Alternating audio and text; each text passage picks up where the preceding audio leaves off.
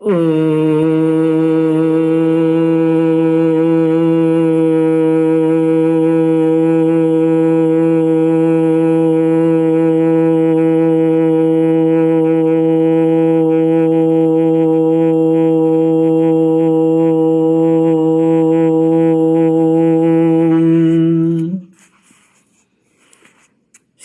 गुरुचरण कमलेभ्यो नमः। श्री गणेशाय नमः। श्री सरस्वत्यै नमः। श्री विष्णवे नमः। श्री कृष्ण गोविंद हरे मुरारे। हे नाथ नारायण वासुदेव। श्री कृष्ण गोविंद हरे मुरारे। हे नाथ नारायण वासुदेव। हे नाथ नारायण वासुदेव। हे नाथ नारायण वासुदेव। हे नाथ नारायण वासुदेव। श्री कृष्ण गोविंद हरे मुरारे। हे नाथ नारायण वासुदेव। श्री कृष्ण गोविंद हरे मुरारे। हे नाथ नारायण वासुदेव।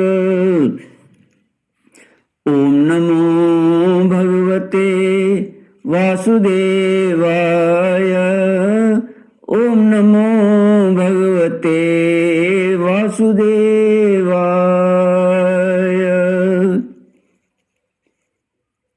कृष्णाय वासुदेवाय हरये परमात्मने प्रणत क्लेशनाशाय गोविंदाय नमो नमः।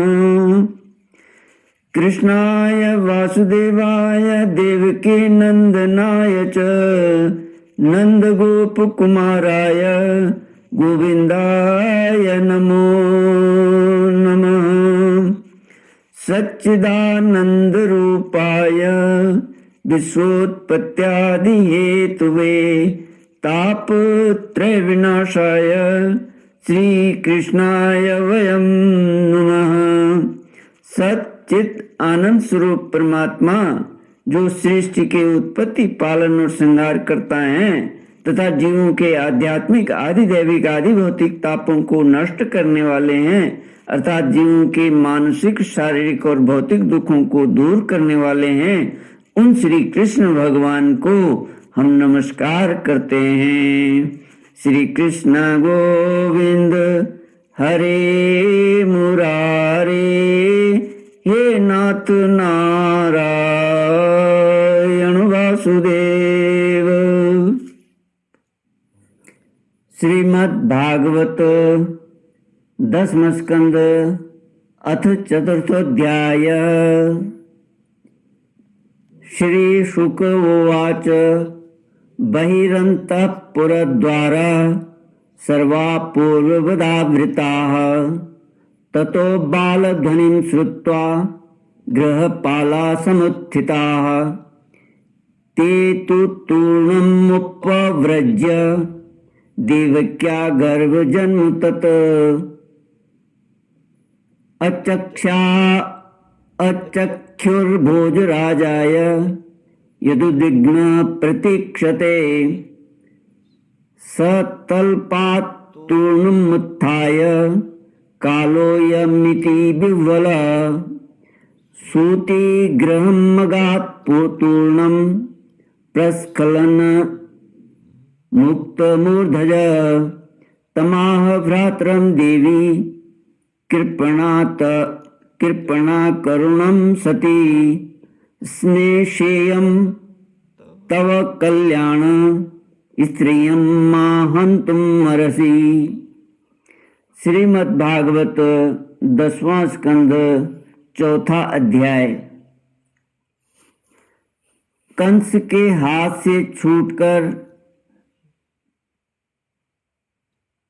योग माया का आकाश में जाकर भविष्यवाणी करना। श्री सुखदेव जी कहते हैं, परीक्षित, जब वसुदेव जी लौट आए तब नगर के बाहरी और भीतरी सब दरवाजे अपने आप ही पहले की तरह बंद हो गए। इसके बाद नवजात शिशु के रोने की ध्वनि सुनकर द्वारपालों की नींद टूटी। वे तुरंत भोजराज कंस के पास गए और देवकी को संतान होने की बात कही। कंस तो बड़ी आकुलता और घबराहट के साथ ही इसी बात की प्रतीक्षा कर रहा था। द्वारपालों की बात सुनते ही वह झटपट पलंग से उठ खड़ा हुआ और बड़ी शीघ्रता से सूतिका गृह की ओर झपटा। इस बार तो मेरे काल का ही जन्म हुआ है, यह सोचकर वह विह्वल हो रहा था और यही कारण है कि उसे इस बात का भी ध्यान न रहा कि उसके बाल बिखरे हुए हैं। रास्ते में कई जगह वह लड़खड़ाकर गिरते गिरते बचा। बंदी गृह में पहुंचने पर सती देवी की ने बड़े दुख और करुणा के साथ अपने भाई कंस से कहा, मेरे हितैषी भाई, यह कन्या तो तुम्हारी पुत्र वधू के समान है, स्त्री जाति की है। तुम्हें स्त्री की हत्या कदापि नहीं करनी चाहिए। भैया, तुमने दैववश मेरे बहुत से अग्नि के समान तेजस्वी बालक मार डाले। अब केवल यही एक कन्या बची है, इसे तो मुझे दे दो। अवश्य ही मैं तुम्हारी छोटी बहन हूँ। मेरे बहुत से बच्चे मर गए हैं, इसलिए मैं अत्यंत दीन हूँ। मेरे प्यारे और समर्थ भाई, तुम मुझ मंदभागिनी को यह अंतिम संतान अवश्य दे दो। श्री सुखदेव जी कहते हैं, परीक्षित, कन्या को अपनी गोद में छिपाकर देवकी जी ने अत्यंत दीनता के साथ रोते रोते याचना की, परंतु कंस बड़ा दुष्ट था। उसने देवकी जी को झड़क कर उनके हाथ से वह कन्या छीन ली। अपनी उस नन्ही सी नवजात भांजी के पैर पकड़कर कंस ने उसे बड़े जोर से एक चट्टान पर दे मारा। स्वार्थ ने उसके हृदय से सौहार्द को समूल उखाड़ फेंका था, परंतु श्री कृष्ण की वह छोटी बहन साधारण कन्या तो थी नहीं, देवी थी। उसके हाथ से छूटकर तुरंत आकाश में चली गई और अपने बड़े बड़े 8 हाथों में आयुध लिए हुए दीख पड़ी। वह दिव्य माला, वस्त्र, चंदन और मणिमय आभूषणों से विभूषित थी। उसके हाथों में धनुष, त्रिशूल, बाण, ढाल, तलवार, शंख, चक्र और गदा, ये 8 आयुध थे। सिद्ध, चारण, गंधर्व, अप्सरा, किन्नर और नागगण बहुत सी भेंट की सामग्री समर्पित करके उसकी स्तुति कर रहे थे। उस समय देवी ने कंस से यह कहा, रे मूर्ख, मुझे मारने से तुझे क्या मिलेगा? तेरे पूर्व जन्म का शत्रु तुझे मारने के लिए किसी स्थान पर पैदा हो चुका है। अब तू व्यर्थ निर्दोष बालकों की हत्या न किया कर। कंस ने इस प्रकार कहकर भगवती योग माया वहां से अंतर्धान हो गई और पृथ्वी के अनेक स्थानों में विभिन्न नामों से प्रसिद्ध हुई। श्री कृष्ण गोविंद हरे मुरारे, हे नाथ नारायण वासुदेव। देवी की यह बात सुनकर कंस को असीम आश्चर्य हुआ। उसने उसी समय देवकी और वसुदेव को कैद से छोड़ दिया और बड़ी नम्रता से उनसे कहा, मेरी प्यारी बहन और बहनोई जी, हाय हाय, मैं बड़ा पापी हूँ। राक्षस जैसे अपने ही बच्चों को मार डालता है, वैसे ही मैंने तुम्हारे बहुत से लड़के मार डाले। इस बात का मुझे बड़ा खेद है। टीकाकार लिखते हैं कि जिनके गर्भ में भगवान ने निवास किया है, जिन्हें भगवान के दर्शन हुए हैं, उन देवकी वसुदेव के दर्शन का ही यह फल है कि कंस के हृदय में विनय, विचार, उदारता आदि सद्गुणों का उदय हो गया। परंतु जब तक वह उनके सामने रहा, तभी तक ये सद्गुण रहे। दुष्ट मंत्रियों के बीच में जाते ही वह फिर ज्यों का त्यों हो गया। श्री कृष्ण गोविंद हरे मुरारे, हे नाथ नारायण वासुदेव। कंस कहता है, मैं इतना दुष्ट हूं कि करुणा का तो मुझ में लेश भी नहीं है। मैंने अपने भाई, बंधु और हितैषियों तक का त्याग कर दिया। पता नहीं अब मुझे किस नरक में जाना पड़ेगा। वास्तव में तो मैं ब्रह्मघाती के समान जीवित होने पर भी मुर्दा ही हूँ।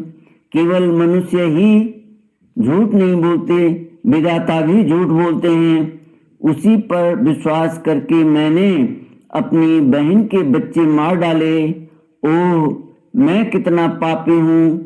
तुम दोनों महात्मा हो, अपने पुत्रों के लिए शोक मत करो। उन्हें तो अपने कर्म का ही फल मिला है। सभी प्राणी प्रारब्ध के अधीन हैं, इसी से वे सदा सर्वदा एक साथ नहीं रह सकते।